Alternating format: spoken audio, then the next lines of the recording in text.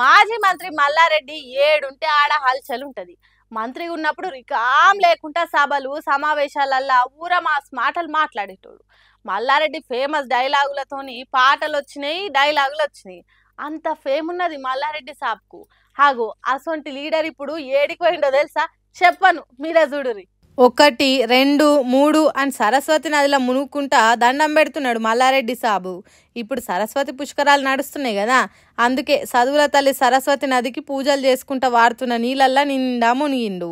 తల్లి సరస్వతి తెలివకేదన్నా తప్పులు చేస్తే వాటిని గడిగాయి తల్లి అన్నట్టు మొక్కుకున్నాడు. అట్లనే తన కాలేజీలలో చదువుతున్న పిల్లలకు మంచిగా చదువు రావాలనని, వాళ్ళకు మంచి మంచి కొలువులు రావాలనని చదువుల తల్లికి మొక్కిండట. మల్లారెడ్డి పెద్ద పెద్ద చదువులు చదువుకోకున్నా ఆ పెద్ద చదువులు చదివే కాలేజీలు కట్టించి చాలా మందికి చదువు అందే మల్లారెడ్డి ఇంజనీరింగ్ కాలేజీలు, మెడికల్ కాలేజీలు, నర్సింగ్ కాలేజీలు, స్కూళ్ళు ఇట్లా ఎన్నో పెట్టిండు. అంటే సరస్వతి తల్లి కరుణ మల్లారెడ్డి మీద మంచిగా ఉన్నది అన్నట్టు.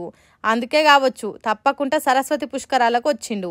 అయ్యగారులు మంత్రాలు చదువుతుంటే వాళ్ళు చెప్పినట్టు నదికి పువ్వులు, ధాన్యాలు సమర్పణలు చేసిండు. అట్లనే సరస్వతి తల్లికి దీపం ముట్టించి కొత్త చీరను పల్లెంలో పెట్టి సమర్పించిండు. మల్లారెడ్డితో వచ్చిన మంది కూడా నదిలో మునిగి దండాలు పెట్టిండ్రు. ఇక తర్వాత కాళేశ్వర ముక్తీశ్వర గుడిలో పూజలు చేసిండు.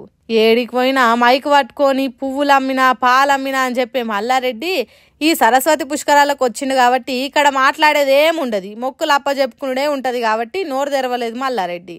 లేకుంటే మన కానిముత్యాలు లాంటి డైలాగులు దొరికేటి కావచ్చు అని అంటుర్రు ఈ పూజలు చూసిన జనాలు. వారం అంతా పనికి పోయి వీకెండ్ రాగానే ఆ వారంలో ఏ కొత్త సినిమా ఆడితే దోస్తులతోనో ఫ్యామిలీతోనో షిల్ అవుతుంటారు చాలా మంది.